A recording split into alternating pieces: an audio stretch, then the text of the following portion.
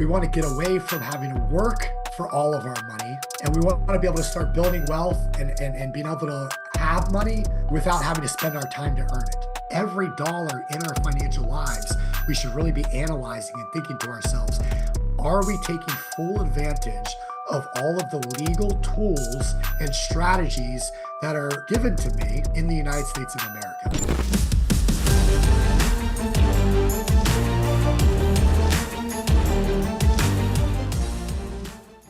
Hey, what's up? My name's Stephen Nagy. Welcome to Wealth Webinar Wednesdays. We do this every single Wednesday at 1 p.m. Eastern. I'll be hosting the show today on behalf of Chris Naugle, who is out in Las Vegas with Dr. Greg Reid at the Secret Knock Mastermind event, where he is sharing everything we do live on stage at an amazing event that Greg Reid puts on with Secret Knock.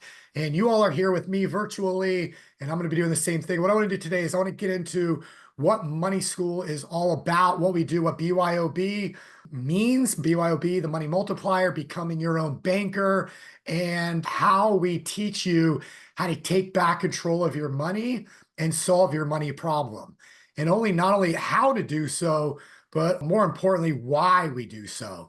And I think people are gonna see that more and more apparent, right now in this economy that we're in, and as we move forward later this year and into 2025, especially with the election coming up this November. So with that being said, I want to share something over in the chat box. So if anybody was on What the F Happened this morning, I ended the show with a video on the inversion of the yield curve and what the inversion of the yield curve means throughout history and how it drives the stock market as this yield curve changes. And we went back to 1929 and certain points throughout history, the 80s, 2000s, 2010, 2020, and where we are today and what that looks like. And it looks like we are in the perfect position right now to where that yield curve is making the turn, where it's going to send the stock market into a massive downturn, a massive pullback, possibly a massive crash, and bring on a potential recession into this country. For those of you that have been following Chris Naugle on our YouTube channel, Chris has put out many videos very similar to this, going back, looking at history, talking about what's going on in the past, how that relates to today. We did a video every single major election year when we're in an election like we're in this year right now, how the economy completely changes after the election, how often we see a depression or recession hit. And so that seems to be where we are right now today. So what that means for everybody on here is we need to start looking at, okay, what are we doing today? What have we done up until this point in our lives? What can we do right now to make a change? So I'm going to challenge every single person on this webinar right now to pay close attention over the next hour or so that we go. All right. So I want to go for about an hour here and talk about actionable items you can do right now today to start making these little changes that'll have massive benefits for you in the future. And it all starts with one thing. Okay. Change one thing and it'll change everything.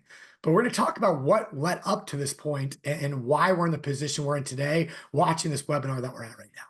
All right, so just a quick background on myself. I grew up, born in South Florida, however, moved to a small little town in Southwest Virginia when I started middle school. So middle school, high school, and college in Southwest Virginia in a little small country town. Moved back down to Florida after college, and ultimately ended up getting my first real job, my first real career as a personal financial advisor for Ameriprise Financial. And so I went out and I got all the licenses. I was fully licensed, Series 7, Series 66, Florida 215 life, health, and variable annuity insurance licenses. And I really dove into the financial advising world, traditional investing, traditional finance, the way that people traditionally look at retirement. Before that, however, growing up as a young child, I had a very unique childhood. And I don't want to get into the details and the specifics of that on this right now. I've shared this with some of our clients, some of the more personal events that we do, some of the live events, some of our inner circle and experienced masterminds. And so I'm an open book with this stuff. I'm not going to get into it right now, but nonetheless, I grew up with a very unique childhood where I look at it as an opportunity. But I had a chance in life to kind of see both sides of the financial fence. And, we've all heard things like money doesn't buy happiness, and, money's the root of all evil, and money, doesn't, more money, more problems, and things like that. But at the same time, I think a lot of that stuff has to do with the mental side of not letting money turn you into a bad person. Because money at the end of the day is simply, what is money? Like if I ask you, I'm asking you right now, what is money? What is money to you? So Tara says it's freedom. Sean says it's a tool or a permission slip. Sean says it's a means of exchange. Jen says it's time. Tiam says the love of money, not money itself, a way to procure things. Tess says money is a means of exchange and all in abundance, so it can do to amplify who you are, bad or good. Yes, and or a solution, right? Shauna, so I love all those answers. Dex says keeps me stress-free. Absolutely. So all of those are right. 100%. At the end of the day, money is simply a means of exchange. Yes. But money in the world we live in, at least today in 2024, money is a lot more than a means of exchange. Money can create power. And what do they say? Power corrupts, and absolute power corrupts absolutely. And that is 100% true. And we see that every single day in our lives through politics, through legacy media, through what we get on our phones, on our TV screens, on our social media feeds. There's it's very clear there's a lot of corruption out there, and a lot of that is driven from financial reasons, through money that leads to power, that leads to this corruption. So we all know that. However, we also see people that have a lot of money that maybe it's debatable, but in my eyes are doing things very good. And the most simple example I can do of that are somebody like Elon Musk, who's worth billions and billions of dollars. And he will use that money to do things to make humanity better, at least what he believes. So, for example, he bought Twitter, turned it into X, which is now the free speech platform of the world. And you can see dictators like in Brazil that are trying to outlaw it and the rest of it. And so I'm not going to, we won't get into politics and all of that on the show, but we're seeing this happen in real time right now in this world. And so when Elon goes out there and he buys Twitter for $44 billion, did he overpay for that as a business? Absolutely. But if you look at, did he overpay for that? If he's using that as a way to save free speech in this world, what is $44 billion? Maybe that's not a lot of money at the end of the day. If it does lead to a means to an end that saves humanity by keeping free speech in place in this country, in this world. And so it's debatable whether he overpaid, but nonetheless, would he have ever been able to purchase Twitter, now X, without having $44 billion of financial resources to do so? No. So money can be used. Also, Tesla, he created Tesla. Why? Not because he's, a huge environmental, advocate, while he's very up on that stuff. He created Tesla because he wanted to create the first electric cars and be able to have a clean earth and things like that, because he wants humanity. He has SpaceX so he can get us to Mars, because he truly believes that at some point the earth will no longer be inhabitable, and he wants humanity to be able to continue. And in his opinion, the way to do that is to create things on Mars. And so he's doing things with money that otherwise you couldn't do. And we see this all the time, even as simple as charities and people that donate money. And so when we look at it, and what we're going to get into in a minute when it comes to money school and becoming your own bank, we're going to talk about eliminating the 3 wealth killers that stop people from becoming financially successful. And this is stuff I learned as a financial advisor that I've seen throughout my career, the last 15 years of being in the financial education space and investment space, working with thousands of clients all across in all 50 states across the country. I've seen this firsthand with people, including myself, my friends, my family, and all of my clients. And so, when we look at, okay, one of the wealth killers, just as a quick example, one of the wealth killers is taxes. We're taxed to death. We literally are taxed on every single aspect of our lives. As many of you know, the country right now, the United States of America, is 35, going quickly up to $36 trillion in debt. The only way we're going to ever start tackling that is to increase taxes. And we see it through, whether the politicians are say it's an increase only for millionaires. We all know that ends up trickling down and affecting the middle class. We hear about these tax cuts, that end up, affecting the middle class. They're trying to right now take away the Trump tax cuts that really help the middle class. That would really tax the middle class more, but regardless, the increased capital gains tax, whatever, we're taxed on every little aspect of everything we do throughout our entire lives, everywhere, all the time. And so these taxes kill us. So as entrepreneurs, as business owners, as investors, as financially educated individuals, which is everyone that's on here right now, that's why you're here, to become more financially educated, right? So I'm trying to lay this out for a reason. I want to explain the whys behind what we do. And so if we look at, using again, taxes as this example, we're paying all these taxes. Well, one of my mentors, he always said there's two tax laws in this country, one for the informed and one for the uninformed. Both are legal. Which one are you following? And so as a financial advisor out of college, I learned some different tax strategies that the traditional way of finance works. And sure, it helps a little bit. There's some little strategies, some little things you can do with your accountant and things like that.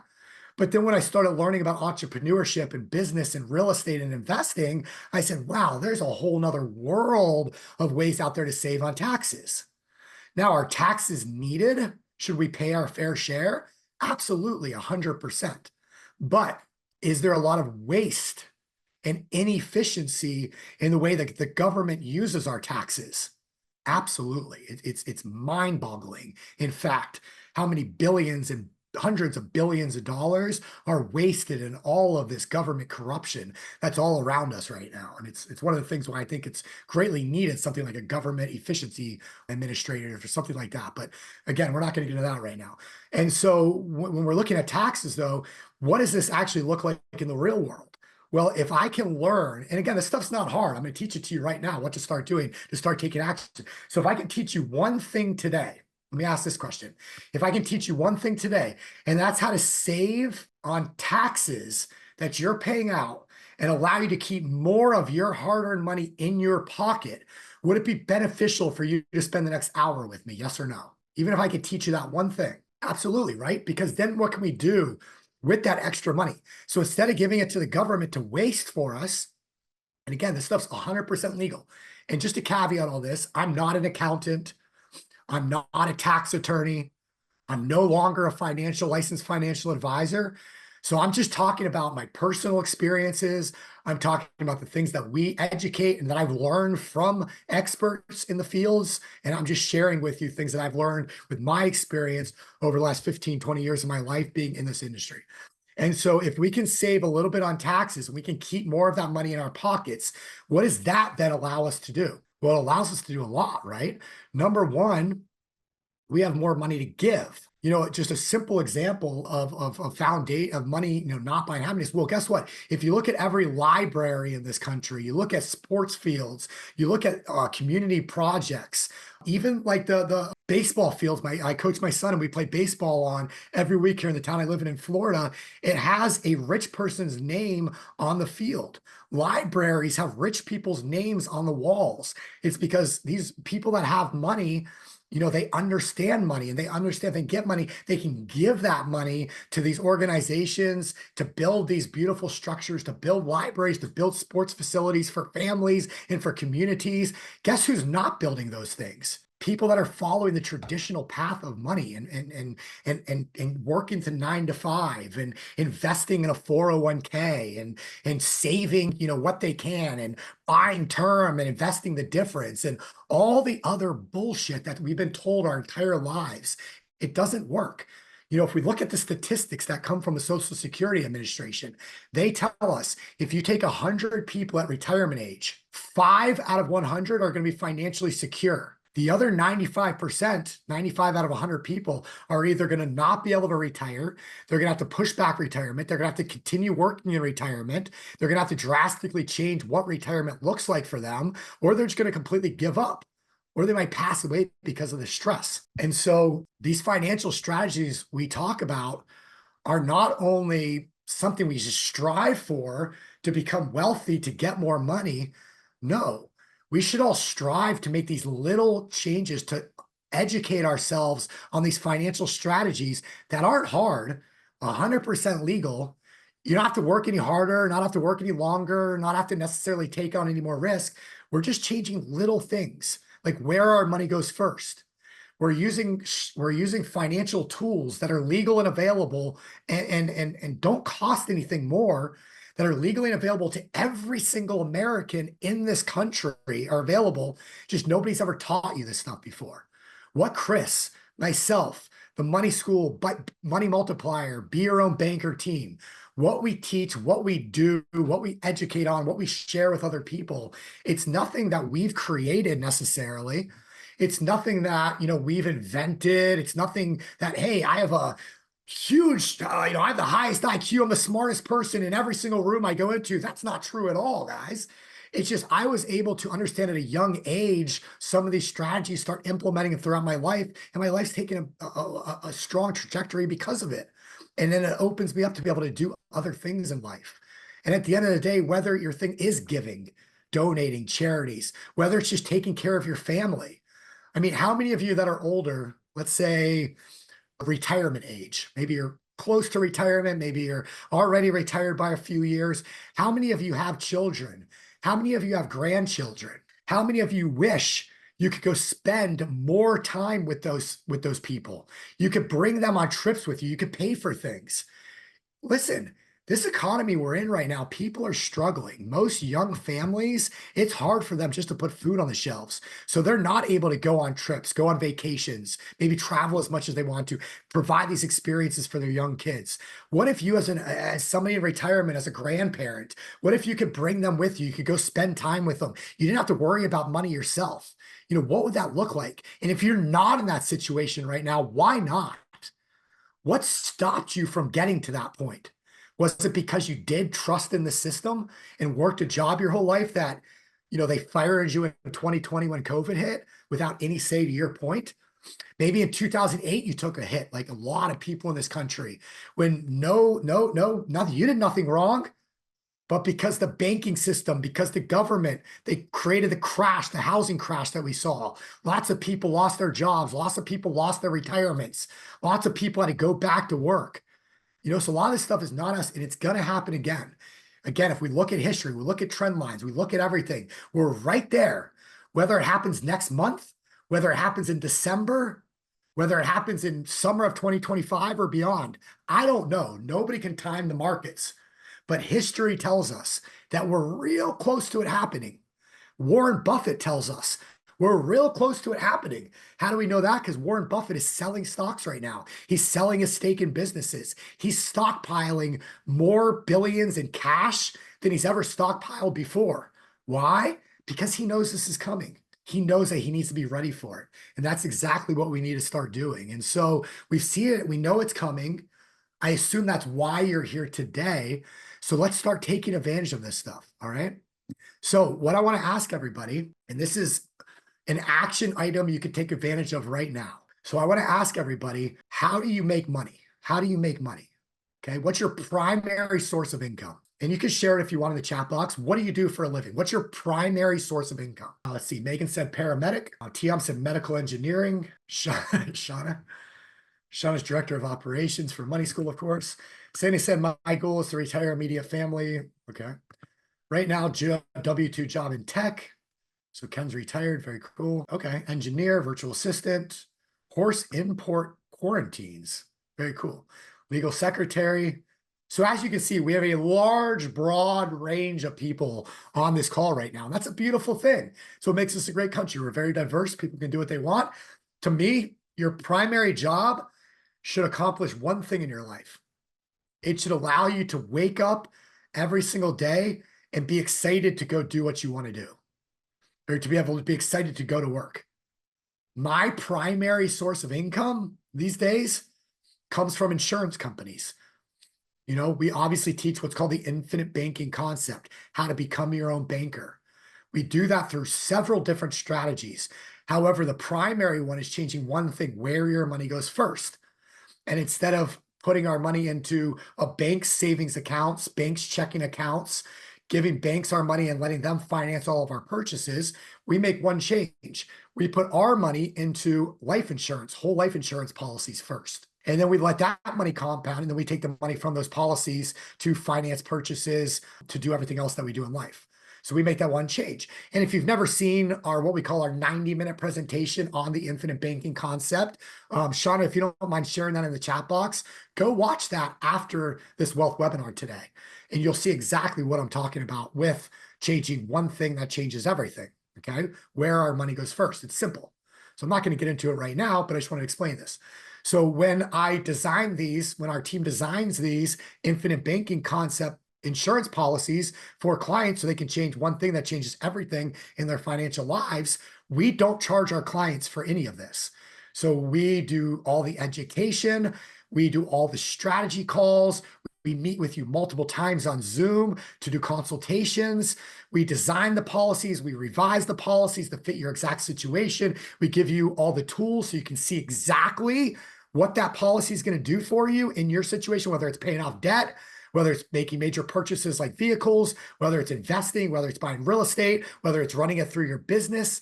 Regardless, we give you all of that completely free of charge. And again, go watch the 90-minute video so you know what I'm talking about. We give you all of that completely free of charge. The way we're able to do all of that for free, as well as the ongoing support for years to come completely free, is because the insurance companies compensate us directly, just like any other insurance agent in the United States of America.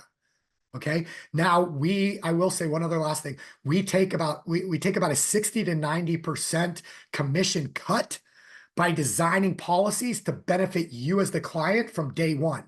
Most whole life insurance, somebody pays the premiums, almost all of those premiums go to the agent. The client that bought that whole life insurance policy, yes, they have the death benefit from day one, but they have no other financial benefit of owning that life insurance policy other than the death benefit for many years down the road. Life insurance is great many years down the road for traditional policies and provides death benefit from day one. The way we design policies, you'll learn about in that 90-minute video, is we give the client full benefits of that life insurance policy starting on day one. Within 30 days, you're immediately using that thing for financial strategies. And so because we set them up and design them that way, the insurance company says, listen, we have no problem with letting the client take advantage of these, but we're not going to pay you guys as much for doing so because we're giving all that money that usually would go to you, we're essentially giving it to the client. Okay, so that's how this works. But because we do such massive volume and the power of what we do and the amount of dollars that go to the policies because of the power of what we do, we still make great income doing so directly from the insurance companies. So let's just say my primary income right now is life insurance commissions, okay? Let's say that Caesar's primary income is being a warehouse worker. Lisa's primary income is being a seafood processor. Jen's primary income is being a registered nurse. Ellen's primary income is a legal secretary. Okay, so now we know what the primary incomes are. Now, if that primary income was to go away today, let's say my life insurance license got, expired and I didn't realize it. I can no longer get commissions. Well, what would that mean? What would that mean to you? So if those of you I just called you out, warehouse, seafood, nurse, legal secretary, RN, engineer, trucking. If your job, primary income went away today, what would that look like for you? Would you have any other money coming in? All right. And then I'm going to show you how to solve two problems with one action step you can do right now. But let me see what you guys got. Sad, no, no, no. Okay. So a lot of people saying that, they would have no income. They don't know what they would do. They might be in trouble. All right. A little bit of savings. Okay. Yeah. Unemployment. Okay. All right. So here's the difference. And here's what I'm going to challenge everybody to do. My opinion, everybody should have what's called multiple streams of income. And I'm sure everyone's heard that term before. It's been used many, many times. And sometimes it gets one of those, what's the word for it? And it gets a bad reputation. The words multiple streams of income. It's kind of been hijacked by like the whole MLM industry. Okay. But to me, it's very, very important because when it comes to a job, we have a boss and that company that's paying our paychecks, we have no control over it in most situations. So they can be doing things illegal, they could do things wrong, and all of a sudden the company gets shut down and we lose our job. Something like COVID can happen. Something like the Great Recession can happen. And all of a sudden our job is gone. So we really have no control over what's actually going to happen with it. So that's one problem right there. Number two, taxes. Almost every single one of the jobs that people put in the chat box just now, those are W-2 employees. Meaning there's not a lot of tax benefits to employ. You don't have a lot of ways to save money on taxes. So whatever your tax bracket is, odds are you're going to be paying those taxes no matter what. All right. So one, we could lose that income and be in financial devastation anytime with nothing that we did wrong. And number two, the income that we are earning, we're giving way too much of it away to the government in the form of taxes. Would everybody agree with those two statements right there? Plain and simple, right? So my challenge for every single person on here right now is find a way to go out there and create a second stream of income. It doesn't have to be a lot. You have to start somewhere. Maybe you find a way to make a couple $100s a month. Maybe eventually that turns into a couple $100s a week. Maybe eventually that turns into a couple $1,000s a month, couple $1,000s a week. You have to start somewhere though. So what are some things that we can do to go out there? And I don't want to hear I don't have time, my family, my job. It doesn't matter. Every single one of us has 24 hours in a day, 7 days a week. I have family. I have things I love to do. I coach baseball. We travel. We go and have lots of free time. We go to dinners. We go out. We do lots of fun things. I still find time. I work out, go work, run. I still find time to do what needs to be done. Anytime I feel like I'm being lazy or I can't do something, I look at, again, Elon Musk.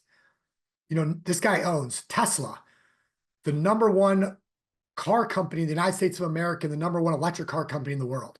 He runs SpaceX, who makes NASA look like a bunch of kindergartners when it comes to space travel. He runs Tesla, or I said Tesla, he runs X, Twitter, X, the free speech platform, social media platform of the world. He has the Boring Company, where he's literally digging holes and creating tunnels to make transportation and make it easier for people to drive through cities and deal with traffic congestion and things of that nature. He's doing all this stuff at one time while going out there and giving his opinion on different topics and all this stuff, okay? We all have the same hours in a day. What can we do with it? All right, so nonetheless, so we have our job. So what can we go out there? So what are some things that we can do to possibly generate a second stream of income? And I want to challenge you a step further than that. I'm not talking about passive income. So I want to talk about active income right now. So the difference, if anybody's new to kind of finance or money, so we have two different ways to earn money. We have active income, which is basically we're trading our time. We're trading hours for money. We're trading our effort for money. So active income's like a job. I go work from 9 to 5. I do whatever I'm told to do. And I make a paycheck for that, whether it's hourly, whether it's salary, it's a trade-off. If I'm a real estate investor and I flip houses, I go and I find a house, I buy the house, I rehab the house, I sell the house, and I make whatever profit off of that deal, whatever I bought it for versus whatever I sold it for. Lots of ways to make active income. So that's what I'm talking about. You can start a business. So what are some ways that people can start a business? What are some different ways of active income? I just mentioned a few. So Tara said marketing, ebooks, investing, blogs. Cool, I love it. All right, great comments. So I'll just Uber. Uber is a good one. Uber, active way of generating second income. All right. So some of my favorites, real estate investing. Real estate investing, it can be great money. Okay, here's what I like about real estate investing on the active side of things. Okay, so anybody on here right now with the right education could go become a real estate investor. Literally every single person on here. It's not hard. If you have the right education and a mentor to show you how it's done, it's not hard. Promise you that. And here's the cool thing about real estate investing. There's so many different aspects and ways to do real estate investing that it literally can work for everybody. So let me just give some examples to real estate investing on the active side. So there's something called wholesaling in real estate. So wholesaling is where you basically become a marketing machine and a negotiating machine. And so what wholesaling is you go out there and you advertise and you look for properties that you can purchase below market value. And this can be distressed properties. This can be properties due to divorce or death or whatever the situation might be. Foreclosure, we're going to start seeing more and more of that stuff coming about. Maybe somebody just needs to get out of a property for whatever, but you're going to go out there and you're going to find a house, piece of real estate below market value. You're going to negotiate that deal to where you can show someone if they buy that property at that price, there's enough money in there for them to fix the property up and then sell that property for a profit. But what wholesaling is you're just focused on buying the deal. You're going to find it, you're going to negotiate it, and you're going to put that thing under contract. However, before you do any work to that deal, before you have to get the money to actually buy that deal, before you do anything else with it, you're just going to take that piece of property, take the contract that you put that property under contract for to purchase it, and you're going to do what's called wholesale. You're going to sell that contract to another investor. Now, you can do this by just selling the contract, you do a dual closing. There's different ways to do this. However, you're going to sell that contract, that deal that you negotiated before you do anything else to it. Now, how much can you make doing that? Well, the average wholesale deal is anywhere from $5,000 to $10,000 for residential wholesale. I've seen wholesale deals go for hundreds of thousands of dollars. So somebody literally made hundreds of thousands of dollars by negotiating a deal and doing zero work other than selling it to another investor. The piece of paper. All right. So it's a very easy, low cost of entry way to get into real estate investing. And it's important too, because regardless of where you go in real estate investing from there, whether you get into flips, whether you get into rental properties, whatever the case is, by learning wholesaling, you're learning marketing and you're learning negotiating. And those are two of the most important parts of real estate investing. We say this all the time as investors. When you become a real estate investor, how do you make money?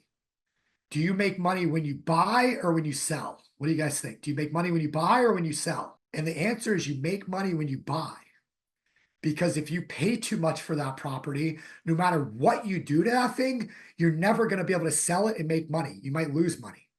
But if you buy that property low enough, it's going to allow you to do everything you need to do to that property to be able to sell it up here and make a profit. Now, you realize your gains, obviously, when you sell that property, but you're going to make the money really when you buy that thing. And so that's why I love wholesaling, because it allows almost anybody to learn real estate, learn negotiating, learn sales, and learn marketing, which to me are three of the most important skills you could ever have if you're looking to generate additional income in your life. And when I say everyone should have a second job, I literally mean, I don't mean a job, I mean a second income. Is because it doesn't matter if you're making $50,000 today and you're barely getting by, after rent, after bills, you have nothing left over. Well, you have to generate a second stream of income because you need some extra money to be able to start doing everything else we're going to talk about here in just a second. Or if you're somebody that's making a few $100,000 a year and you have savings, you have money to invest and things like that. Well, what happens if, again, to no fault of your own, that job goes away? What if an emergency happens? What if something happens that's out of your control and all of a sudden that income's gone? You need to have another source there that's providing that. But more importantly, again, the taxes, the more money you're making, the higher tax bracket you're in a W-2 position.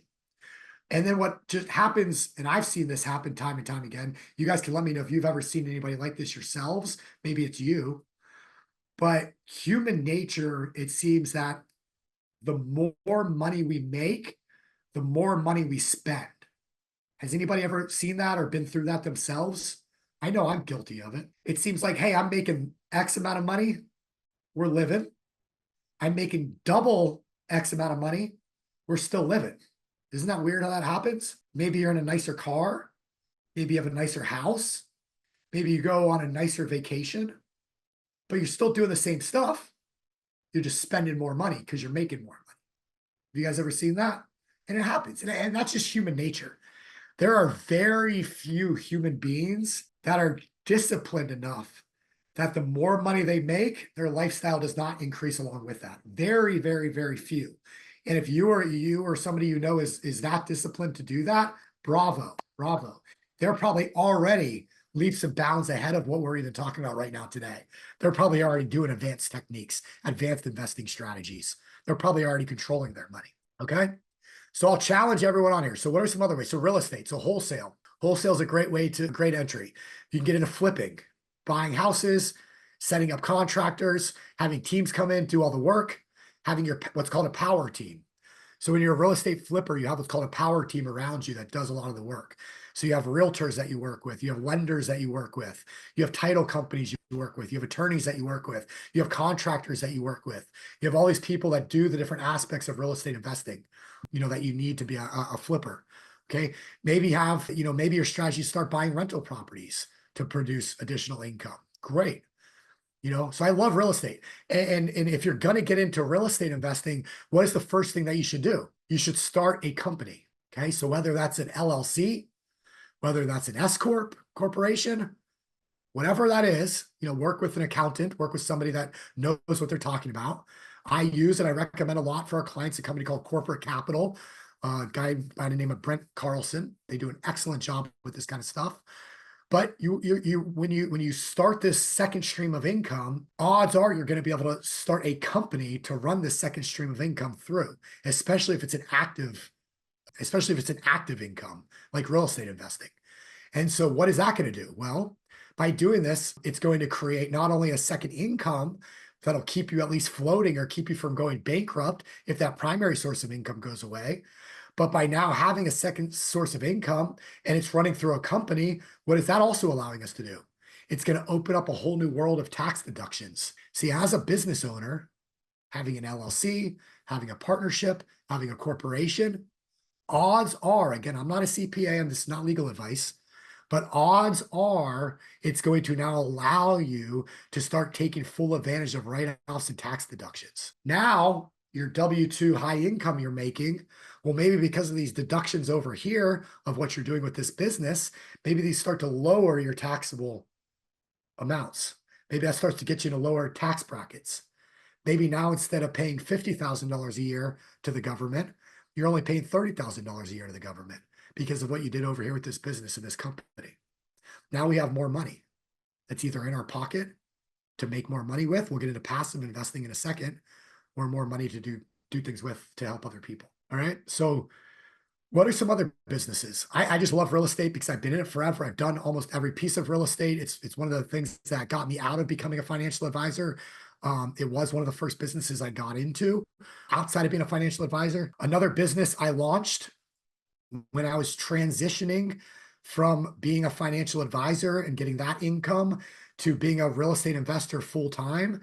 I started another business because I was really locked into this concept of multiple streams of income and diversifying income and businesses and entrepreneurship.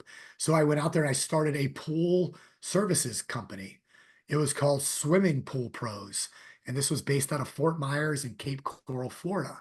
So what I did is I started a swimming pool services business where we would go around each week and we would clean people's swimming pools in Fort Myers and Cape Coral, Florida. We would service their equipment. I had a contractor that I worked with that would manage, that would repair and replace equipment that needed repaired and replaced. And we also had a leak detection company as well. So if somebody had a leak in their pool that we were servicing, I had a leak detection company that I had somebody that would come in that had the equipment that would do all the leak detection. All right. And I actually started this company not because I wanted to do pools, but because I wanted to have a second income. I wanted to build a company to sell. And so what I did is I created all the branding. I created a customer base. I created a name for it in the community, Swimming Pool Pros. I had a truck with the stuff, the graphics on the sides of it, had all the equipment, and I sold it. I advertised it as a turnkey business, and I sold the entire LLC with the truck, with all the equipment, with the name, with the branding, with the customer base, with everything to somebody that went out there and started doing it. And so, throughout the years, I've done different things like that. So I'm just giving examples. Your real estate business lives and dies by the network and the connections that you make. I mean, after all, your network, well, it's your net worth. That's what you always heard, right? If that's an area where you desire improvement, well, Private Money Club, it's for you. PMC saves you precious time and money by bringing the real estate world, well, right to you, right in the palm of your hand. So get in on the action like so many others have by going to privatemoneyclub.com and sign up. Another business that anybody can get started with. Again, you could do this in the evenings. You could do this in the early mornings. You could do this at your lunch break. You could do this with very little to none to very little of your own money to get it started, is network marketing. Okay. I know that things like Avon and all the rest of them have gotten a bad name over the years, but they are powerful.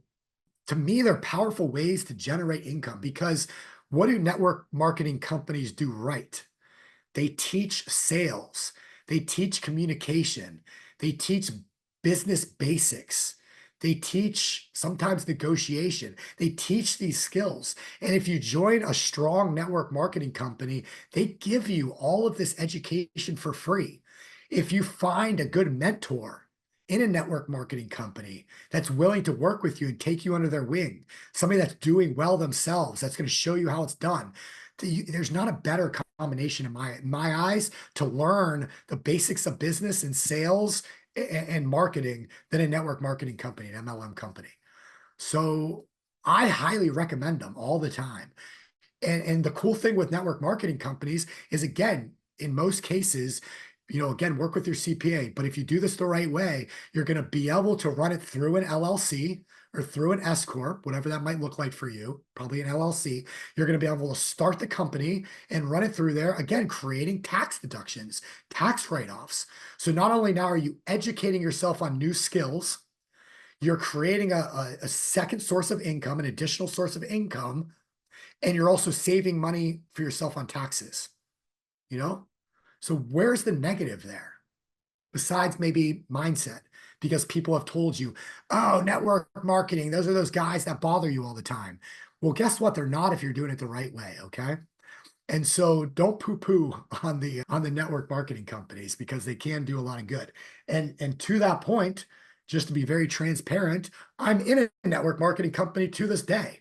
I've been in probably 5 or 6 different companies over the last 15 years. And typically I will join a network marketing company for all the reasons I just explained, but it's typically because it's a product that I really, really enjoy and like and use and believe in. And so in the past, just to kind of tell you some of the companies I've been in over the years, many, many, many, many, many years ago, I was in a travel company. Why? Because I was doing a lot of travel. And this travel company would basically, it was a network marketing company built around ways to go on trips and share trips with other people and do all these fun, different experiences in a network marketing structure. It was really cool. I was in one many, many years ago that sold vitamins essentially. But they were vitamins that they would do, like they would take your saliva, then they would run like a genetic test, and then they would like customize the vitamins to fit what your health was. Come to find out, some of the science in that was a little sketchy, and what they were doing might not have been completely above board, but it was something that I thought was fascinating at the time. So I learned all about it, met some really cool people I still talk to this day in other businesses. Again, the relationships in network marketing too are usually really, really valuable. All right. And it's surrounding yourself with the right people too. Mindset is so huge. So that's the other reason I really like network marketing, is the mindset. Most of them, especially if you're on a good team, they do weekly calls. They do accountability with each other. They drive each other. And everybody, in my opinion, needs somebody that does that for them. It's why coaches are so important. It's why professional athletes still have coaches for accountability. It's why the strongest muscle guys, probably go ask anybody that's probably in the best shape, odds are they have a personal trainer or some kind of health coach that works with them. It never fails. And so that's the other thing I love about network marketing, is it surrounds you with the right people, mindset, people that are thinking positive. If somebody's in a network marketing company and they're really going for it, I can promise you when they get home at 6 p.m. from their job, they're not turning on the TV and watching, the crap that's on television, whether it's soap operas or the news or whatever. No, they're going on their computer and they're watching the training that they missed that day on recording. They're going on the accountability calls, group calls with their team. They're watching the latest video that came out from the company. They're doing things to improve. They're listening to audiobooks that are recommended by their leaders. they're doing things to improve their situation, stay positive. So easy to get drugged down. So much negativity out there. That's why we have to take each other and bring each other up. Right. So network marketing, to this day, I'm in a network marketing company. It's called 7K Metals. I buy silver and gold from 7K Metals. Why? Because I believe in precious metals right now in this world that we live in. So I have been buying for the last, I have to go back, it's been 3 or 4 years now. I've been buying every single month silver and gold from 7K Metals. What have I also done with 7K Metals? Well, I've shared it with people like this. Hey, how do you buy precious metals? Here's the company I use. Why do you use that company? Well, because they have the best pricing I've found anywhere else on the internet. They have lots of different types of metal I can buy, whether it's collectibles, whether it's bullion, whether it's rated, whether it's small amounts, very small amounts, whether it's large amounts. Here's one I just got 2 days ago. It's a silver bar. You can see it's an American flag. Nothing special. It's 10 ounces of silver, but it's 10 ounces of, you can see 10 ounces of pure fine silver. I bought it just because I was on the website and I kind of like the American flag. I'm in a very patriotic mood these days. I just installed a 25-foot flagpole in my front yard on Saturday, flying the American flag and Florida flag. Just been feeling very patriotic lately. So when I saw this last week, I bought it. Can't hurt to have silver, right? And so I buy it because they have the best pricing. They have very good support. They have lots of different options. And when I tell other people where I buy silver, if they also go buy silver from 7K Metals, guess what happens? 7K Metals pays me for making that referral. How many times have you referred a product that you love and you made $0 from it? We do it all the time. I drink out of almost exclusively Yetis, these Yeti cups. I love them. I get them customized. One of my clients actually sent me this Yeti cup with the BYOB engraved on it. Why? Because they know I love Yetis. It's the best, in my opinion, by far the best quality product you can purchase for cups and for coolers. I tell people about Yetis all the time. Buy Yetis, buy Yetis, buy Yetis. Yetis never paid me a dime. Guess what? When I tell people I love silver, go buy silver, 7K pays me. What's wrong with that? Right? So it's as simple as that. So it's just, there's so many different reasons why, especially if you're like new to this whole financial education thing, why I just absolutely love network marketing. Now, just don't be one of those annoying ass people that starts in a network marketing company and then you start calling all your friends and texting them every day and all that. Please don't do that, because that gives the industry the bad name that it's got. But so multiple streams of income, whether it's real estate investing, whether it's network marketing, whether it's a business on Etsy that you've always wanted to do. Maybe you're talented at making quilts, whatever, earrings. What is it that you like to do? Find something you like to do, find something that interests you, something you want to learn about, and go do it and find a way to make it into a business. Make it a way to sell it and create that second stream of income. Okay. And then what can you do from there? Well, start figuring out ways to make additional streams of income. It's not called 2 streams of income. It's called multiple streams of income. What else can you do around what you currently do to be able to create that? Well, I'll continue to kind of use myself as an example. So primary source of income, insurance policies. Second set of income, 7K Metals, sharing precious metals with other people. And these are active. These are kind of active, right? Because I have to actively share it for 7K Metals to pay me. I have to actively tell people about IBC for the insurance companies to pay me. Number 3, money school. You guys, some of you have been to our 3-day Money School Essentials trainings. Some of you maybe have been to these webinars where we refer you to other people. Sometimes we get referral commissions from this. So there's other ways of sharing what you already do and figure out ways to make additional money with that. So while we don't make a lot of money from things like the 3-day Money School virtual e-training, while we don't make a lot of money from some of the live events that we do, some of the masterminds that we do, things of that nature, it's still money that comes in, right? And so there's some additional, is that any more work for us? No, it's just sharing financial strategies, but doing it in a way that is financially beneficial. This makes sense, right? So what can you do around what you're already doing to be able to generate maybe some of that? I know police officers, their income comes from the police department, but then what do they go out there and do? They go out there and they do security work. Hey, you're taking advantage of the skill that you already have and you're applying it in a way to generate additional income.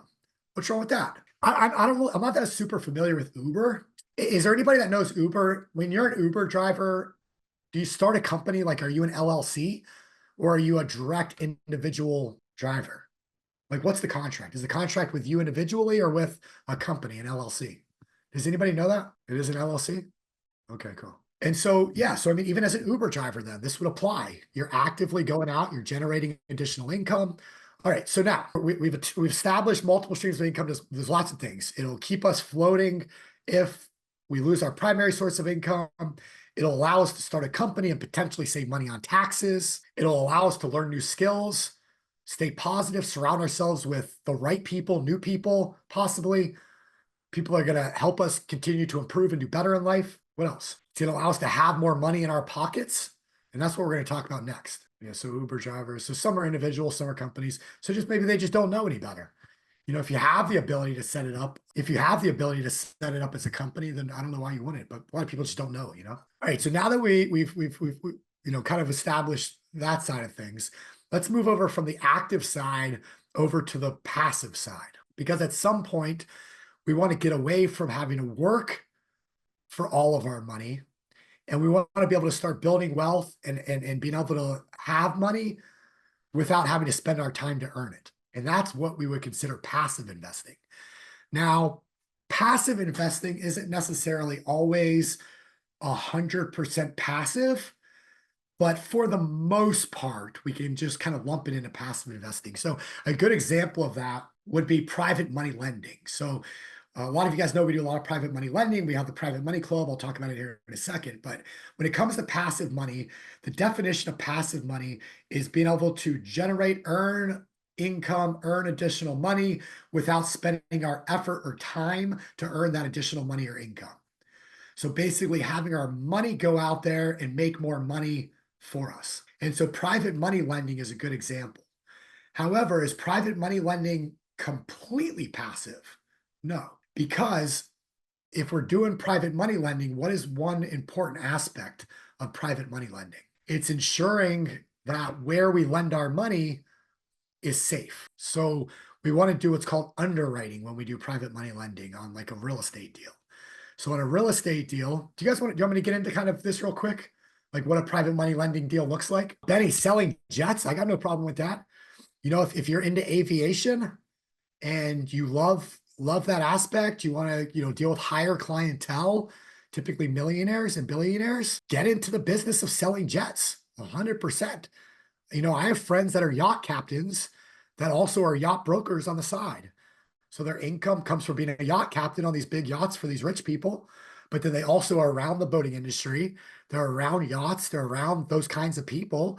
And so they sell boats on the side. Same thing. Nothing wrong with that at all. All right, so let's talk about private money lending then for a second here. So when it comes to private money lending, there's in real estate, let me explain why we would do this. And this kind of leads to why Private Money Club was developed. So Private Money Club is a company that was founded back in 2020 by Chris Naugle, myself, and a couple other selected individuals on our team. And what we did is we launched Private Money Club as a community and an online platform for like-minded people to be able to connect and put deals together.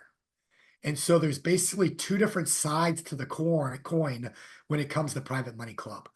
On one side, you have active real estate investors. So we just talked about this. This is a perfect example. So you have active real estate investors that are, let's say, that are doing flips. Now, as an active real estate investor doing flips, to do a flip, you have to be able to purchase homes quickly and get good deals on them. In real estate, to be able to purchase a home quickly and get a good deal on it, you have to have money available immediately, okay? Because if you're competing with people that are getting loans and going through qualification processes, you're buying retail. You're not getting a good deal on that thing. The way to get a good deal on a piece of property is have cash money and close on it quickly. No contingencies in a lot of cases, okay? So you want to be able to get that thing. So to be able to do that, you have to have cash. House flippers run into cash flow problems. So maybe they have a bank that's lending to them in a way where they can still get these deals. Or maybe they have a bank, you know, maybe they're using cash to buy it, but they're using bank's money for the rehab, something like that. Regardless, at some point, that investor is going to run out of money. So banks are going to only lend you so much. You're only going to have so much of your own capital to work with. And the way to scale and grow is to do more and more flips. So you need access to more and more money. However, more and more money is not always going to be there for you in the ways that you have always gotten it from banks and traditionally speaking. And so that creates a huge problem for real estate investors. And you can talk to any real estate investor out there in the country, and they'll tell you this exact same thing. And so what real estate investors do that want to grow and scale and do more deals and grow their businesses is they turn to what's called private money. And private money is what the other side of Private Money Club is. It's individuals like me, like many people that I see in the chat box right here, people that have money. And I'll talk about where this money comes from in a second. But people that have money available, and they look at their options, and they sit back right now in this economy and they say to themselves, okay, I got, let's say, $100,000 sitting here. Well, my $100,000 that's sitting here in a checking account, it's not making me any money. In a savings account, it's not making me any money. Sure, I can put it in a high yield savings and maybe make 3, 4, 5% right now, but that's not going to be around long. The Fed has already talked about starting to drop rates. So I know that even if I get it right now, I'm not going to be getting it for long. Plus, when you factor in inflation, we're really breaking even or losing money. But I look at the stock market and I study the stock market and I see, okay, well, we're at all-time highs. There's no real reason for that. Most of these companies are completely over leveraged. If I look at history and trend lines, it looks like we're in for a pullback or a crash or a recession very soon. So I don't want to put my money in stocks because I don't want to lose it when the market crashes. I don't have time to go out there and invest $100,000 in a business that I can actively manage. I don't want to go out there and actively buy real estate myself because I don't have time. I'm focusing on my own business. I'm focusing on my own career, my family right now. So what do I do with this $100,000? Well, they go in a private money club. Why? Because there's people in private money club that have businesses that are looking for $100,000. So if we have half of private money club have deals that they need money for, and the other half of money club has money and they're looking for businesses and deals to put that money into passively, what do we have there? We have magic that occurs. Because now this investor has the money that they need to do more deals, and this person that has money is able to give this money to somebody that they can go out there and use it, and they're going to pay them a nice return for doing so.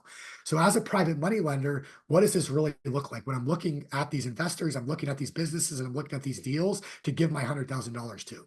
Well, there's going to be a couple different aspects to this that are very, very important. So let's start with the first. There's two main pieces of this pie that has the money, I really need to pay close attention to. So number one is going to be the person. Okay. Now, when I lend my money to somebody, legally speaking, I'm only lending my money to a business. Okay. There's Dodd-Frank rules. There's different laws in this country. You cannot lend your money directly to an individual. You always lend your money to a company. So number one right there to make sure you pay attention to. Most investors, all investors in Private Money Club have a business. Just double check you're doing it the right way. All right. So number one, I want to know who I'm lending to. Why? Because I'm going to lend that business my money, and I want to make sure they're going to go do with it what they say they're going to go do with it with. They're going to buy the property. They're going to rehab the property the way they say they're going to do it. They're going to sell the property the way they're going to sell it. And they're going to give me my money back the way that they say they're going to tell me they're going to. So you want to know who that person is. So that's step one. Who are you lending your money to? So you want to do what's called underwrite that individual, underwrite their business. So it's just some things that you can look at. You can look at how long have they been in business? If and who are the partners in the business? So, if it's, ABC house flipping, well, is it owned by one person? Are there partners? Who are the partners? What does that look like? You want to know who you're getting into business with. Let's just say it's an individual. Okay. So let's say I have ABC house flipping and I'm 100% owner of that company. All right. Well, then the person with the money is going to look into, okay, who is Stephen Nagy? Okay. So what are some things we want to look at there? Well, do I have a criminal past? If I do, is it warranted or not? Have I been through multiple bankruptcies? Do I pay back my investors like I say I'm going to? Have I in the past? If I'm brand new, maybe this is one of the first times I've ever borrowed money. Okay. Well, if that's the case, I don't have experience in real estate investing, but what does my past look like? Okay. Because maybe my past was I was in construction, it was a general contractor for 30 years. And I'm like, hey, I'm tired of doing all the work for other people. I want to buy the houses myself, fix them up myself, and make all the money myself. Well, if there's a 30 years of general contracting and carpentry experience, hey, I'm going to feel pretty comfortable lending my money to that person because they know what they're doing, odds are, if they had a successful general contracting business. So just because they're new doesn't mean a negative, but what did they do in the past? What does their team look like? Who's actually doing the work? Maybe they're really good at finding deals, but who's actually doing the work on the properties to fix them up to be able to sell them? So this is all stuff you want to look at when you're deciding who do I want to lend my money to within, for example, Private Money Club when it comes to private money lending. So that's the first piece of the pie, one of two. The second piece of this pie is not only who is the person in the company, but what is the deal? And the reason I say start with the person is because in my opinion, and this is just my opinion, but if I trust the person, I'm going to trust that they know how to put the deal together right and that they're going to be doing good deals. And so if I trust the person, I'm going to spend a lot less time underwriting and digging into the deal because I trust that person. Now, that's just me personally. I'm still going to trust but verify. So I'm still going to underwrite the deal. I'm still going to look at all the facts and the data and the comps and everything else. So I'm still going to make sure it's right. But I'm not going to dig in as much to if I was lending my money to somebody that I don't really know and don't really trust yet. Now, will I lend my money to somebody that I don't really know and don't really trust yet? Sure. But I'm going to really dig into that deal a hell of a lot more and make sure that deal is right if I don't trust the person as much. Does that make sense? So I always like to start with the person.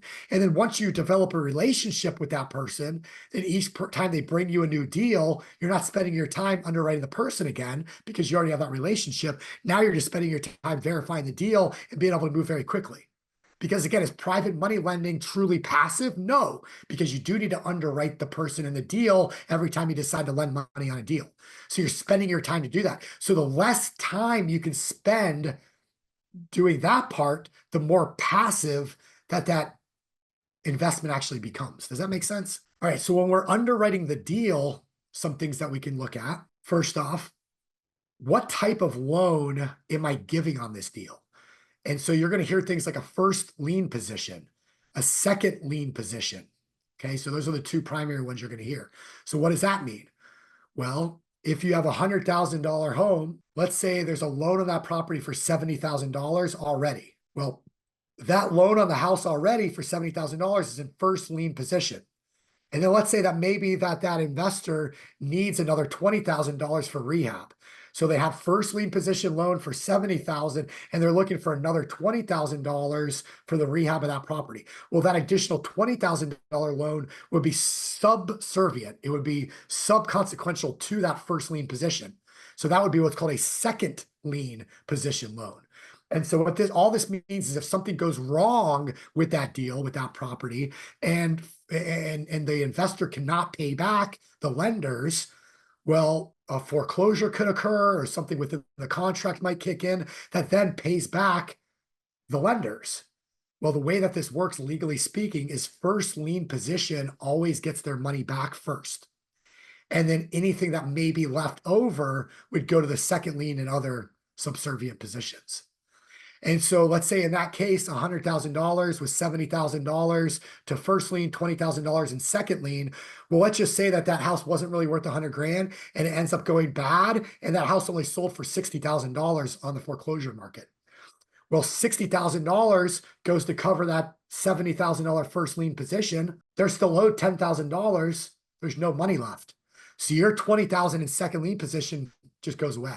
You're going to lose your money, because there wasn't enough money there to be able to get your money back when things go wrong. So in a first lien position, is it more? So would you say first lien position is more risk or less risk? Make sure you guys are following this. Is first lien position more risk or less risk? Less risk, absolutely. So a second lien position would be more risk or less risk? Yep, exactly. So second lien is more risk, right? Now, is there anything wrong with either of those, first or second lien position? No. Can you do both of them? Absolutely. But it's up to you.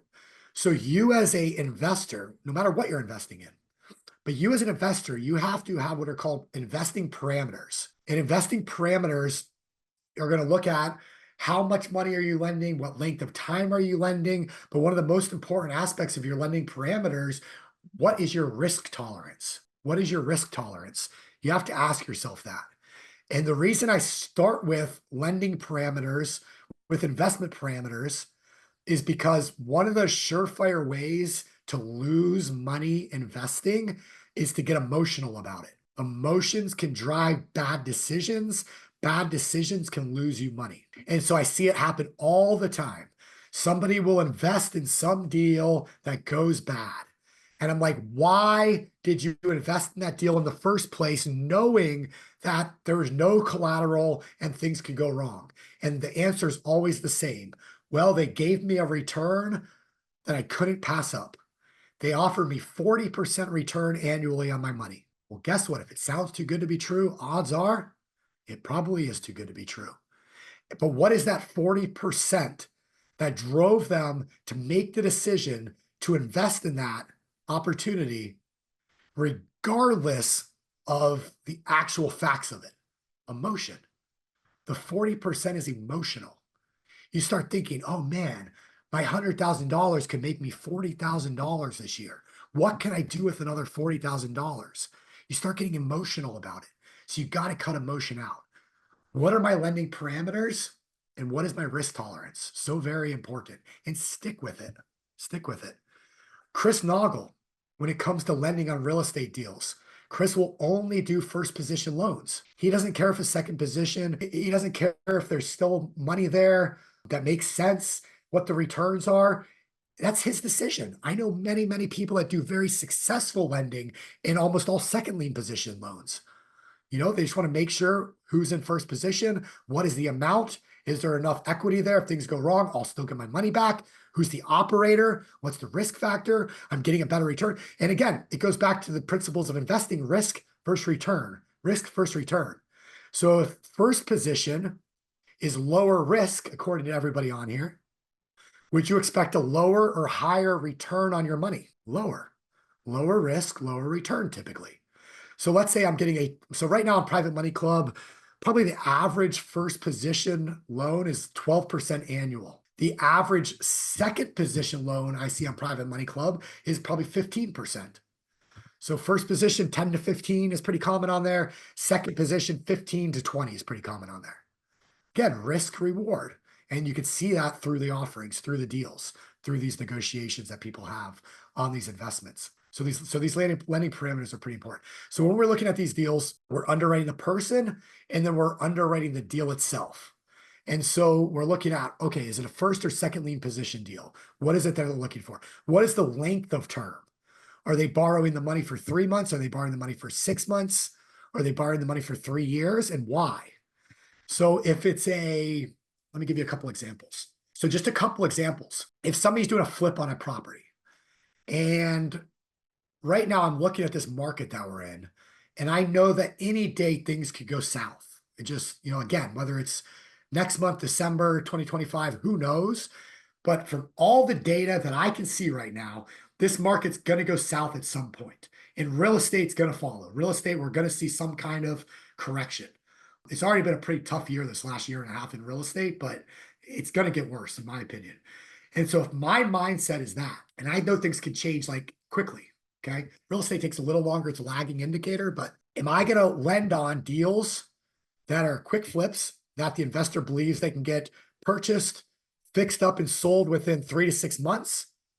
Or am I going to want to do deals that might take 2 to 3 years?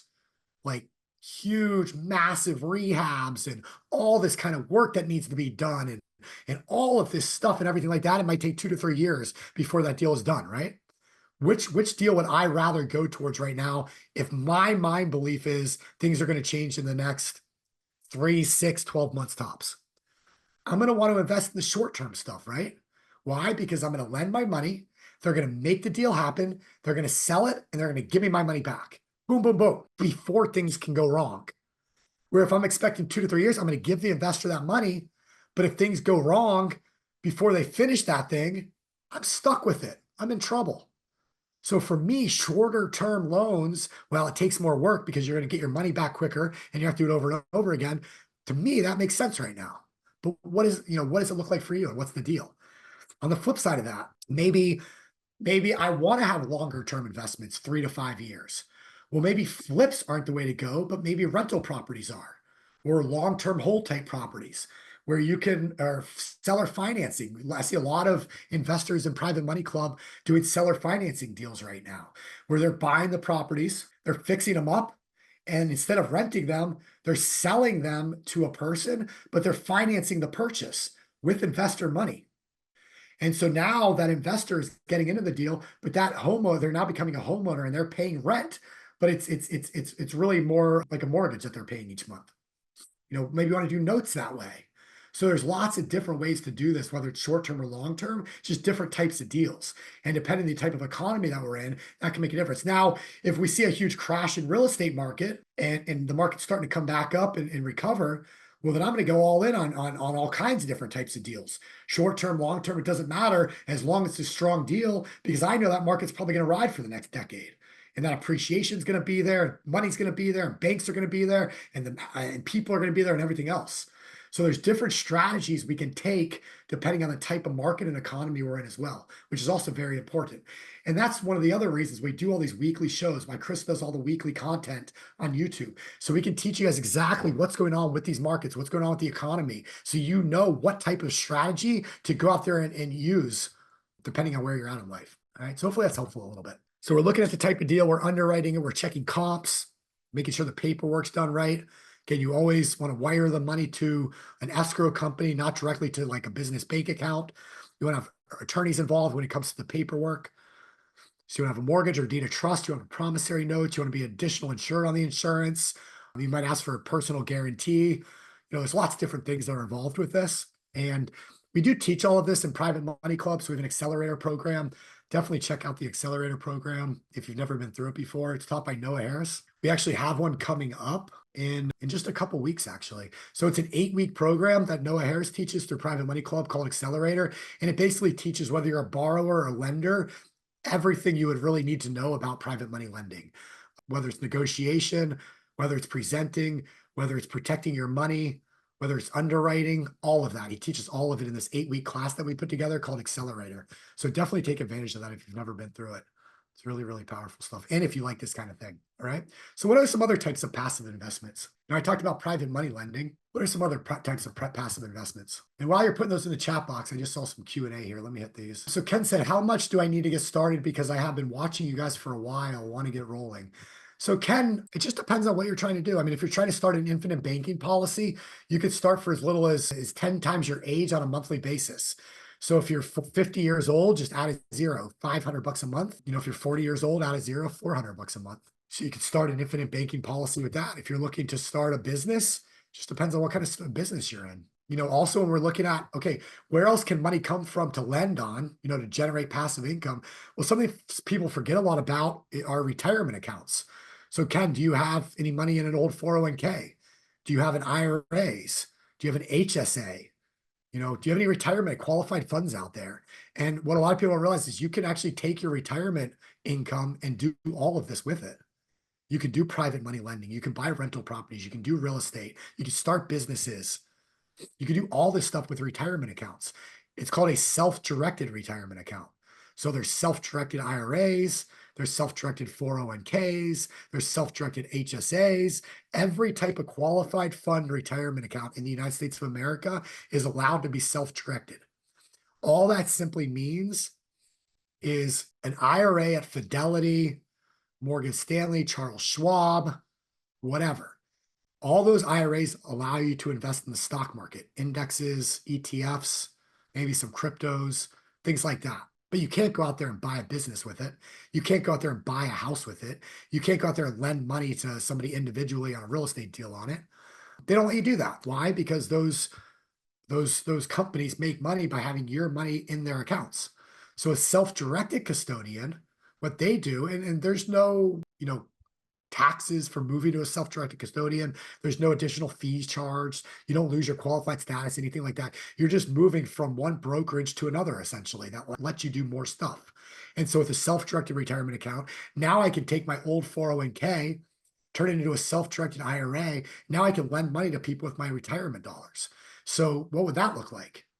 So now instead of your retirement dollars doing this towards retirement, where, hey, am I going to retire when I'm at the bottom of a market cycle, or am I going to retire at the top of a market cycle? Is my retirement going to be dictated depending on where the markets are?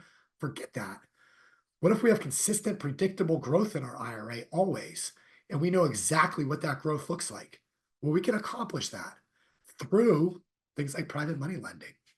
Okay. And so that's that again, it's being able to control not only, save money on taxes and be smart and running money through these policies, but every dollar in our financial lives, we should really be analyzing and thinking to ourselves, are we taking full advantage of all of the legal tools and strategies that are given to me in the United States of America?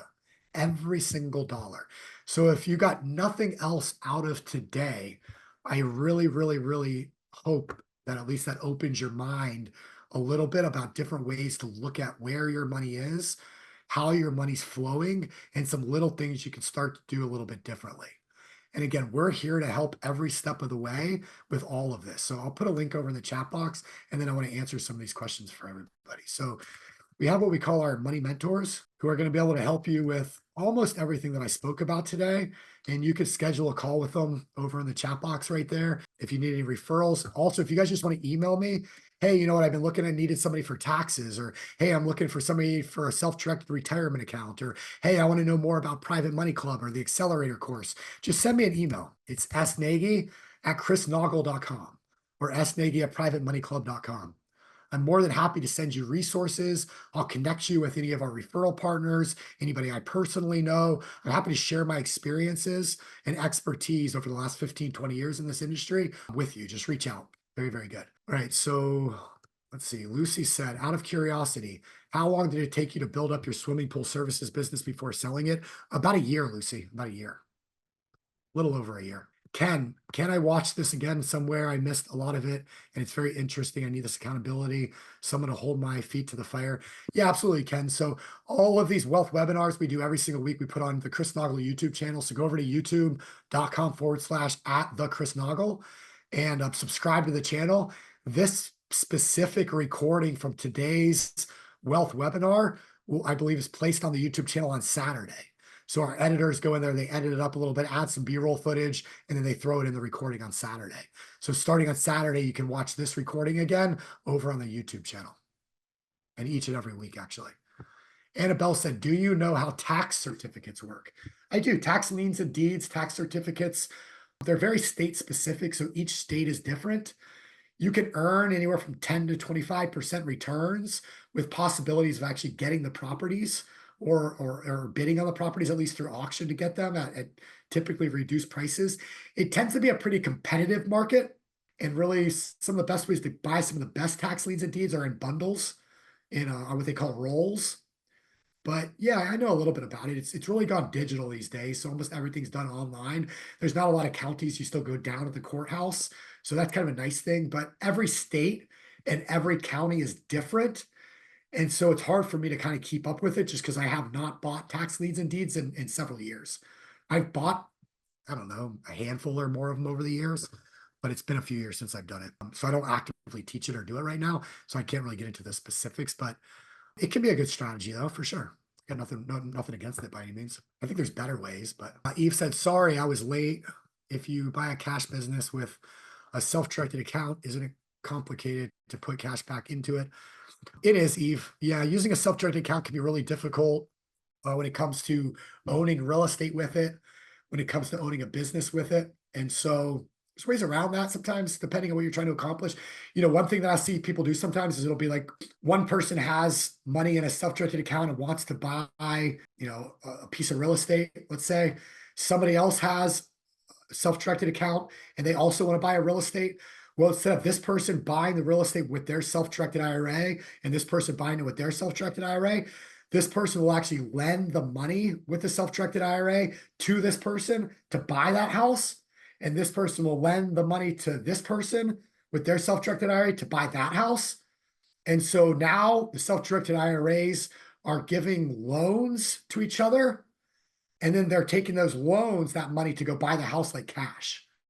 And so it keeps the property out of the self-directed IRA, which takes away some of the complication of having it in there. Now you're also giving up the benefits of it being in there, so just know why you're doing it. But if you're good without the benefits of it being in there, then that loan idea with somebody else that has a self-directed IRA can work very, very well. And that same thing can be said with business.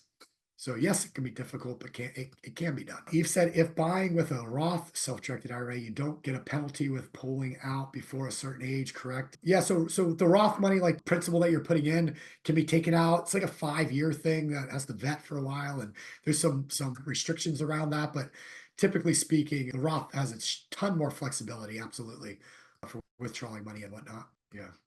Let's see, Johanna said, I work for a large IMO as a licensed agent, and IBC isn't taught much. Frowned due to lower commissions. Yeah, that's what I was talking about earlier. We definitely get a lot lower commissions, and a lot of companies, a lot of large IMOs, they don't want that. They want you to sell IULs where all the money is. They want you to sell term policies, which is great for the insurance companies.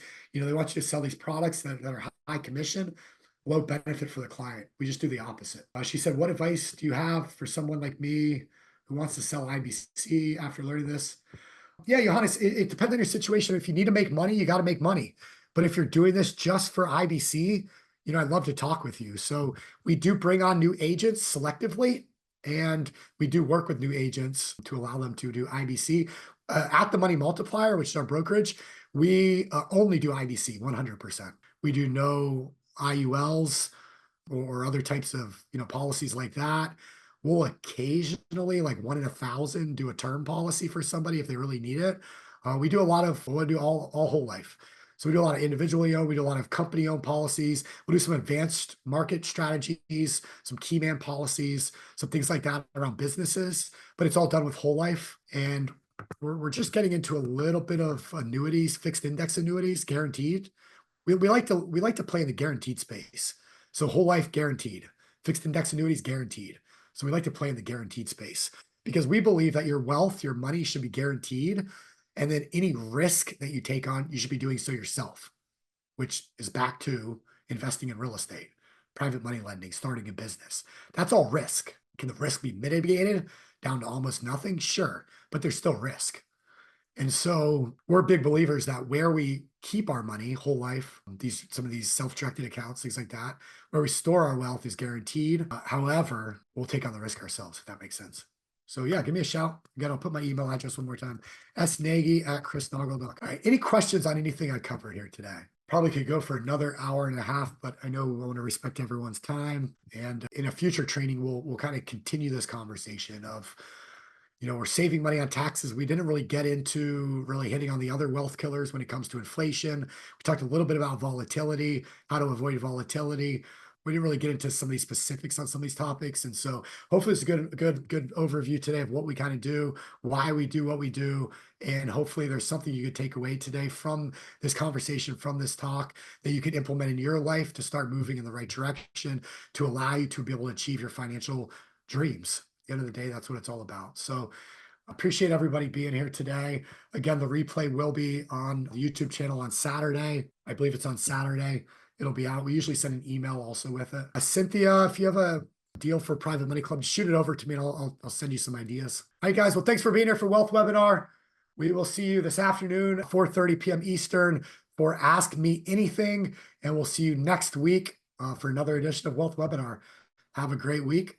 See you soon. Thank you. Bye. All right, so I hope you guys enjoyed that episode. We're putting up tons of them, but I think if you like this one, you'll probably like that video as well. Not only that, I've got a book that I created, Mapping Out the Millionaire Mystery, where we actually show you what the wealthy do in the game they play with money. I want you to have that for free.